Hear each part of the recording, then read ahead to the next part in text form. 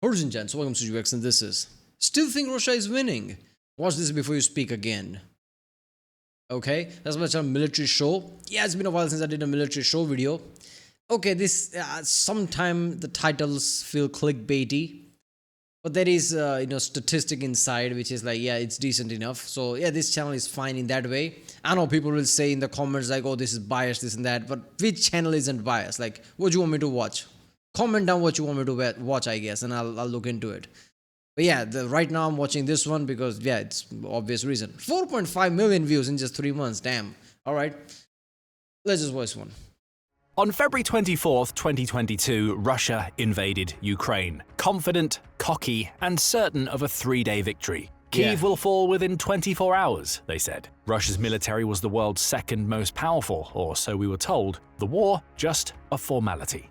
3 years later, Russia holds just 20% of Ukraine, and it's paid for it with nearly 1 million casualties. Yeah, 1 million dead and wounded. More than the US suffered in 2 decades of the war on terror, compressed into just 3 years. And that's only the beginning of the disaster. Today on the Military Show, we're dismantling the illusion that Russia is winning this war. We'll break down the territory myths, the manpower crisis, the shattered economy, the propaganda, and the growing whispers that the Russian Federation itself may not survive the consequences of Putin's blunder. Yeah, see, that's the thing, but they are holding 20%, which is something. Do Putin care about 1 million casualties though? In the end of the day, you could argue that, like, for Russia, this is not a victory, which might be true because 1 million people died, and for what? But would Putin care? He's like, oh, I have 20% of like Ukraine. Like, even if the ceasefire happens and like some talks happen, like, okay, let's sign like we are done with this. Okay, Putin's just gonna say, I'm gonna keep this 20%. Otherwise, no deal. He's probably gonna say that. And if there is gonna be a deal, it's probably gonna be that deal. Like, oh, I'm gonna take this 20%. It's like I took Crimea. He's gonna see that as a victory. So it's just fucked up, man. Like, too many people died, right? It's just insane all around. So if you still believe the narrative that Russia's got the upper hand, you'll want to watch this to the end. Let's start with the cold, brutal numbers. The Institute for the Study of Wars assessment from February 2022 states that Russia captured approximately 4,200 square kilometers of Ukrainian territory last year, most of which was in the Donetsk area. This area is only slightly larger than Rhode Island, the smallest US state by area. Comparatively, 4,200 square kilometers is around 0.6% of Ukraine's total territory. And that's where it gets truly mind-boggling. Forbes did some independent number crunching using statistics from April 2025, where Russia only took around 68 square miles of territory. If Ukraine maintains that level of defenses and Russia doesn't step up on the offensive, the war in Ukraine would take another 230 years. That's how long Russia would need to occupy the entire country, one of the surefire ways to win. The same analysis suggested that Russia would need around 100 million casualties to achieve this, against its total 2025 population of around 144 million. This is far from a strategy. It's a complete absence of one, requiring a multi-generational investment in war, which brings about other severe issues. But territory only tells part of the story. Let's talk about the human cost of Russian President Vladimir Putin's imperial delusions. According to the latest data from the Ukrainian Ministry of Defense, Russian forces have suffered approximately 975,000 casualties since February 2022. While we should approach any wartime statistics from Ukraine with caution, even conservative Western estimates from the UK Ministry of Defense put Russian casualties well above 750,000 at the end of last year. To put this into perspective, Russia lost approximately 15,000 soldiers during its 10-year war in Afghanistan. In just 3 years in Ukraine, they've... It's not really war. What war? I mean, there are many countries involved, Afghanistan being Afghanistan. Middle East is different thing, I guess. This is a war. It's proper invasion, proper war, proper like tanks battle and everything like that. Shit that wasn't happening in Afghanistan. 1 million is still 1 million. That's an insane number like that. Oh, damn, or I don't know, man. Like, still don't understand. Like, is it because like Kremlin and Putin was paranoid that NATO's gonna get hold of Ukraine and gonna attack him, or is that an excuse to do what? Gain those 20% of territory? What is that gonna get you? Ukraine has some gas reserve, great, but so does Russia. Like, Russia has one of the highest gas reserves and things like that, right? Like, one of the highest oil producers. Like, is it like all the money they lost and all the lives lost? Is that really worth it for whatever they would have gained? Why invade Ukraine? I still don't get it. Like you could give answer and I know those answers, but like still doesn't click with me. Like why would you do this? It doesn't make sense. Suffered casualties over 60 times higher. To put it bluntly, this is not a sustainable war effort. Russia's demographic crisis was already severe before the war, with a declining and aging population. The country's fertility rate was crippled by the economic crisis at the fall of the Soviet Union, reaching as low as 1.2 births per woman by the turn of the century. While the situation got slightly better, the country is still far below the replacement rate. As a result, there's a significant lack of working-age males younger than 30 simply because they were never born in the first place, and Russia is also conscripting from that same lacking demographic. Now, factor in not just the direct military losses, but also the estimated 920,000 Russians who have fled the country to avoid conscription. That's nearly 2 million working-aged men removed from Russia's economy and society in just 3 years beyond demographic shortages. In short, Russia is literally running out of people to throw into this meat grinder. But to understand the extent of the tragedy that is likely going to befall Russia, let's roll back to the start of the invasion. Russian military planners were so confident they'd be celebrating in Kyiv within days that they packed parade uniforms. Combat plans shared with troops indicated they should prepare for light resistance followed by occupation duties.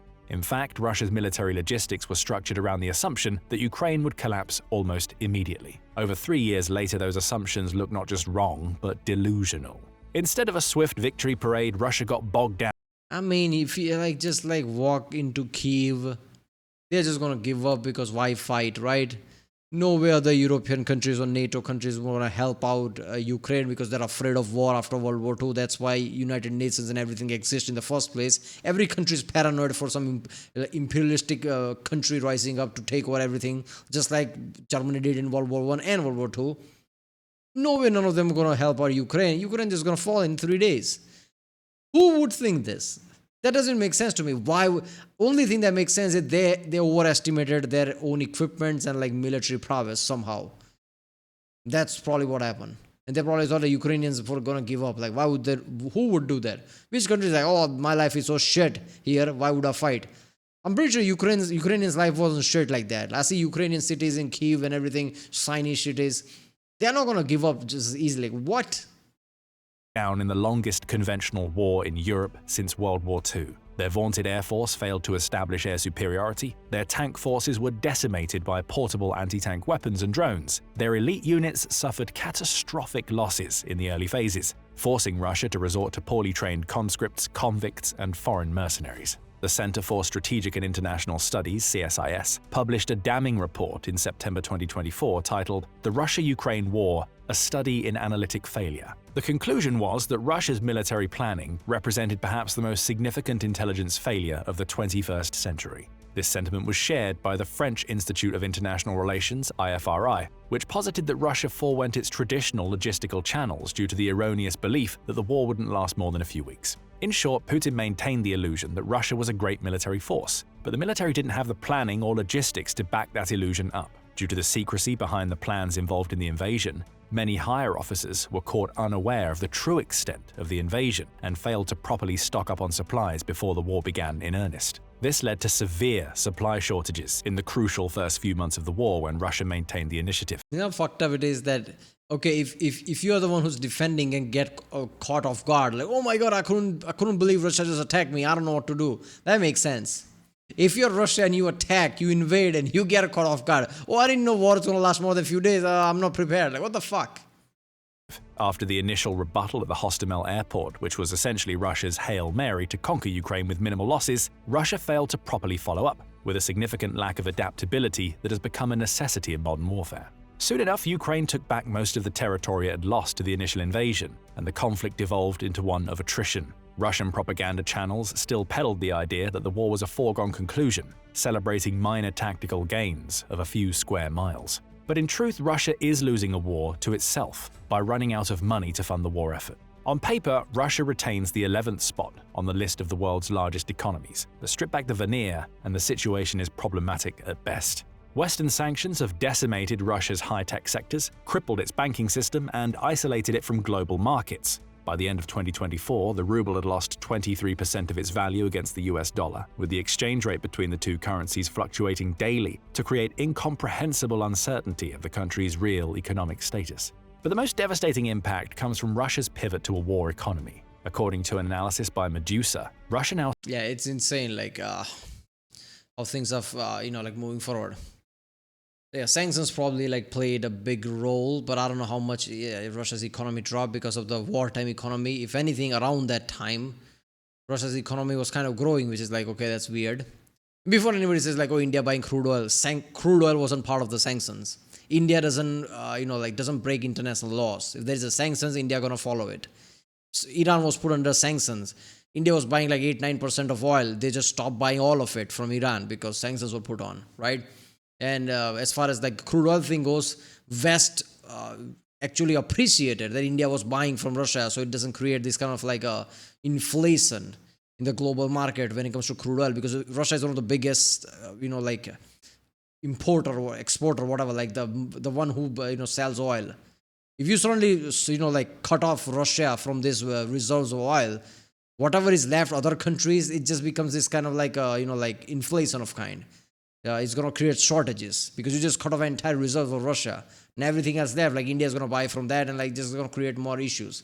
If anything, more America and other Western countries like, yeah, I'm glad India is buying it. I don't know what shifted now. Suddenly Trump's like, oh, I don't like India's buying it. Like, okay, there are other reasons behind it, not just crude oil. Like other plays are there. But yeah, India never breaks like international rules, by the way, if anybody's thinking. Spends an estimated 40% of its governmental budget on defense, a level unsustainable for any modern economy. Worse yet, a third of it is hidden under secret projects related to the military-industrial complex, indicating an unprecedented level of propaganda and paranoia surrounding the Kremlin. What makes the situation even more dire is that Russia's primary source of income, energy exports, faces long-term decline. The European Union has reduced its dependence on Russian gas by over 30% since 2022, and oil sales to China and India are being negotiated at steep discounts. The dependence on oil and gas, which constitutes between 30 and 50% of the government's revenue, means that the country's already lacking workforce is increasingly turning to the one single profitable industry, the energy sector. This makes Russian manufacturing increasingly rely on imports, especially from China, as well as the entire country needing to import the workforce to meet its increasing demands. With Russia losing both militarily and economically, it has few options beyond simply continuing as is and accepting that the war is the new status quo. None of them is good. Option 1, but not likely to happen, is a massive escalation. Some hardliners in the Kremlin have pushed for using pretty much everything Russia has to win the war, going so far as to propose the use of tactical. Yeah, Ukraine attacked Russia and Russia's oil recently, and Russia blew up a lot of chunks of Ukraine, the largest attack since the start. The back and forth is still going on.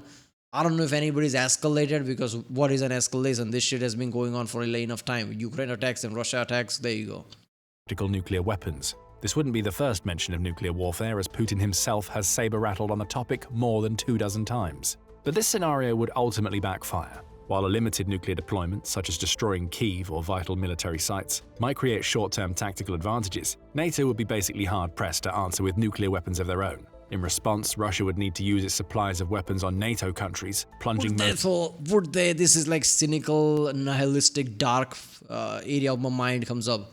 Let's say Russia nukes a part of Ukraine or even Kyiv, which is like extreme. I don't think Russia would do that. Russia would nuke something else, not Kyiv itself. That would be too much. But let's say they even do that. Would NATO countries answer with a nuclear bomb? Because Russia didn't attack NATO countries. They are safe. See, the thing with like nuclear bombs are like guns with no armor. Everybody has them. There is a guy who doesn't have a gun. One guy shoots the guy who doesn't have a gun. Other people, would they shoot him? Or would they fear, okay, that guy might shoot me back as well, and he didn't shoot me, he shoot that other guy. So would other countries risk their own country getting bombed for Ukraine? This is the cynical part of me. We like to think they would. We like to think, oh, this like, if anyone nukes anyone, every country in the world would nuke them. There is that element. Would that happen though? Because that's like, what if like there is even a single silo of Russia didn't get destroyed, and you destroyed everything from Russia? What if just by simple FU or revenge mentality, Russia nukes you now? Your city just got destroyed for Ukraine. Like, would you do that? Or US is going to defend Ukraine if Ukraine gets under attack? That didn't happen. They just supplied military equipment. They didn't put soldiers there. I think same thing would apply to nuke. But I don't think Russia is ever going to use nuke, because I don't think they have to. Doesn't matter how much this war stretched out. Most of the world into nuclear winter. And even that escalation wouldn't solve Russia's core problems. Russia desperately needs both the land and the people in Ukraine. Bombing them into oblivion makes the region uninhabitable, and the country would lose the potential 40 million citizens, which would be used to prop up the failing demographics and workforce instead of resorting to immigration. The second option is withdrawing from Ukraine. Russia would likely only use this as a last resort, as it represents a devastating political defeat for Putin. Yeah, Putin would never do that, because after that there is a revolution in Russia. Because in the end of the day, people will be like, okay, I was with you when you attacked, fine. But what do you have to show for it? You retreated. What was 1 million people that was for?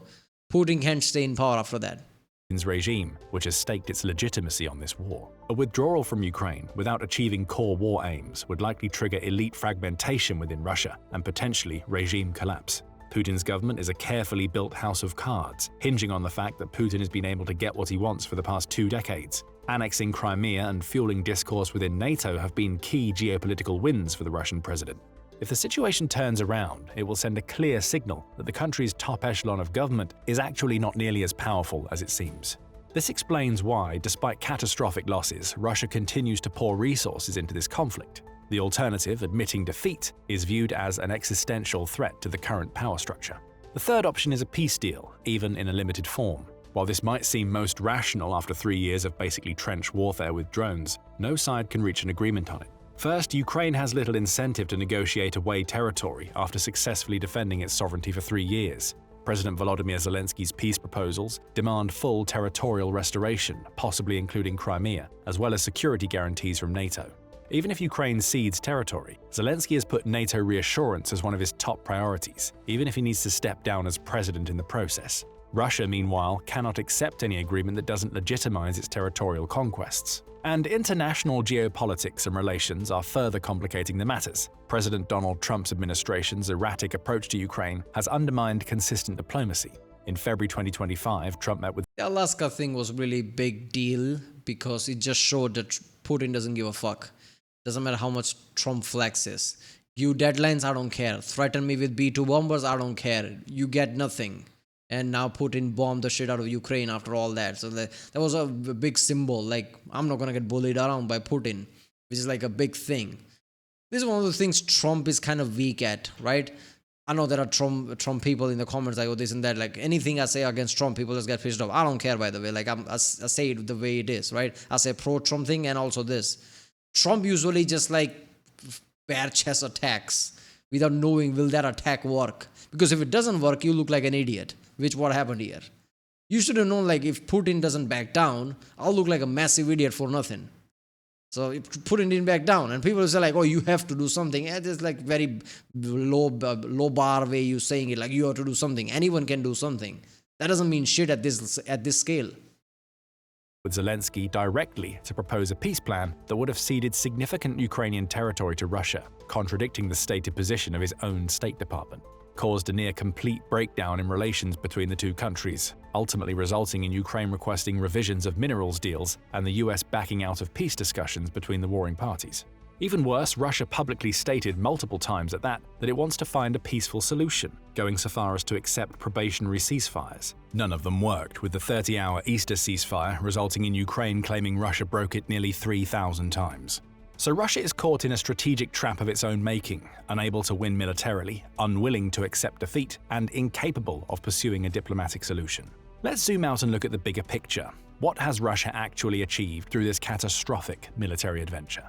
Before the invasion, NATO was an alliance searching for purpose, with many questioning its relevance in the post-Cold War world. Trump himself criticized the alliance, as most members failed to meet the basic requirement of using 2% of their GDP on the military. Today, it's revitalized and expanded, with Finland and Sweden as new members. The 800-mile border between Finland and Russia practically doubled the NATO-Russia border, significantly curbing Russia's ability to actually defend itself in a theoretical conflict against the economically larger, demographically stronger, and militarily more modern alliance. Specifically, the biggest changes came to countries that can hold large sway in the alliance. Germany, one of the world's largest economies, instituted new funding incentives for national defense. Poland, which was once a member of the Warsaw Pact, plans to create the largest standing army in Europe. Sweden and Finland have pushed their military-industrial complex. Poland's like, never again. Fuck that. Catherine the Great screwed me over. Then the Germans screwed me over during World War times. Not again. Screw that. So yeah, Poland's like, I'm going to have the largest standing military in entire Europe because fuck that. That just makes sense. Germany is like third biggest economy in the world, and their spending in NATO is insanely low. When I realized that, like, I'm like, what the fuck, man? Germany is like, I don't know, like engineering hub of the planet. A lot of engineering feat comes from Germany. You would argue before World Wars, Germany was the hub. Germany was the like scientific hub, right? Even USA got a lot of Germany, like scientists, engineers, where USA became this big. Germany is Germany. So Germany spends so little in NATO. Like one of those, like, why? Why is USA spending so much and not Germany, which was weird? Complexes to the limit, sending prototypes of vital equipment to Ukraine and partnering with US and UK contractors to deliver deadlier weapons. Diplomatically, Russia has transformed from a respected, if difficult, global power into a pariah state with limited international options. Russia's largest trading partner switched from the EU to China, a country that is even more dependent on resources and can significantly undermine Russian policies to get access to them. All of these issues come from a single problem that Russia failed to account for: the glaring gap between its projected military power and actual combat performance. Before February 2022, Russia's military was widely considered the world's second most formidable fighting force. Military analysts routinely cited its 1,320,000 active duty personnel, 2 million reservists, 6,000 tanks, and 4,000 aircraft as evidence of overwhelming strength. Annual military parades showcased supposedly cutting-edge equipment like the T-14 Armata tank, Su-57 stealth fighter, and hypersonic missiles. The Global Firepower Index That's one of the things. If Putin has like kept this war away from 5 years, strengthened somehow, like going to wartime economy anyway without the war, making more T-14s, which is T-14 isn't bad. Like we've seen a lot of videos. The Aegis is there. It's not there. That's the problem. But T-14 isn't bad. Su-57 might not be as great as F-35, but it's still like decent plane, like compared to everything else, right? So compared to F-16, Su-57 is going to be badass. So make a lot of Su-57s somehow, and just like pour resource into this shit, and then did the war. Maybe that war wouldn't have lasted more than few months. This war felt like unprepared shit, where they're just like, oh, we're going to take this in a week. Who cares about preparation? That was the problem. They should have just like increased. And yeah, Russia being the second biggest military might not feel like something today, but at the global stage, right? Who's creating things more apart from America? China is there, sure, but Russia is there before China. Russia is trying to make Su-57, T-14 Armatas, a lot of systems like S-500s and things that rivals USS. Who else is making shit like that? So Russia is still Russia, even though they might not have resources and money. That's the thing. Consistently ranked Russia second, only to the United States. Western military planners built entire defense strategies around countering this perceived threat. And when the second largest military invaded a smaller neighbor, it turned out that none of the statistics really mattered. Instead of the feared Russian colossus, we saw elite paratroopers dropped into Hostomel Airport without proper support, resulting in a complete failure to establish the air tunnel necessary to win the invasion. 40-mile-long armored columns running out of fuel just miles from their own borders. Tanks deployed without infantry support, making them easy prey for Ukrainian anti-tank teams. Russia resorting to sending human wave attacks, a tactic considered fit for World War I. Logistics trucks with commercial tires that failed in off-road conditions. I think after Georgia and things, like Russia had this warped reality of how war is going to go. Because Russia hasn't fought anything Western in a long-ass time since World War II times, right? So Georgian things are different, but they tried to do same tactic in Ukraine, where Ukraine got a lot of like javelins and shit. Like, how are you supposed to prepare for that? This was like a wake-up call in a way. If Russia somehow comes out of this like somehow like unscathed or stronger somehow, next time they have to do some shit like that, they are not going to be unprepared. Aircraft unavailable to effectively suppress Ukrainian air defenses. Museum pieces like the T-62, T-55, and possibly even the T-34, from all the way back during World War II, making their way to the front line. Perhaps most damning was the so-called modern equipment itself. Those supposedly advanced T-90M tanks, many were found with what should have been reactive armor blocks filled with sand and cement instead of explosives. The feared attack helicopters and fighter jets, plagued by navigation systems so unreliable that pilots taped commercial GPS units to their dashboards. And what about those next-generation weapons that caused so much concern in Western defense circles? The T-14 Armata tanks made a brief appearance in 2023 before being withdrawn. They either failed miserably or were too expensive to get blown up by cheap drones. The Su-57 stealth fighters have Yeah, T-14s are not bad, but this is not there, so they just retreated probably, right? And yeah, it's just weird in that way. So yeah, West has supplied a lot of things to Ukraine, but not the next level version, right? It's like F-16s and Javelins and things great. But against T-14, something like, yeah, T-14s would have been great, but it's not there. Su-57, it's just not there. They don't have it. That's the problem. Like few of them, right? It's T-14, Su-57 not working is not an issue. It's just not there. Because S-400s like worked great in India against Chinese equipment against Pakistan. India had other, other defenses as well. Israel/American, made, and like French made. So there was a lot of like Western equipment India had. Western helped indigenous made equipment like Prithvi and things like that. Akash Prithvi and things like that. But they also had S-400. So yeah, it kind of worked. It's weird to me that how S-400 is not working for Russia itself in Ukraine. I guess it depends on who's using it. I don't know. Corruption is so high in Russia that they don't even know how to properly work S-400. That would be just insane, man. The people who made it can't make it work. Come on. Conducted only limited strike missions from safe distances within Russian airspace, lobbing glide bombs, the one saving grace of Russian military tactics, which also harken back to its Cold War weapon stores.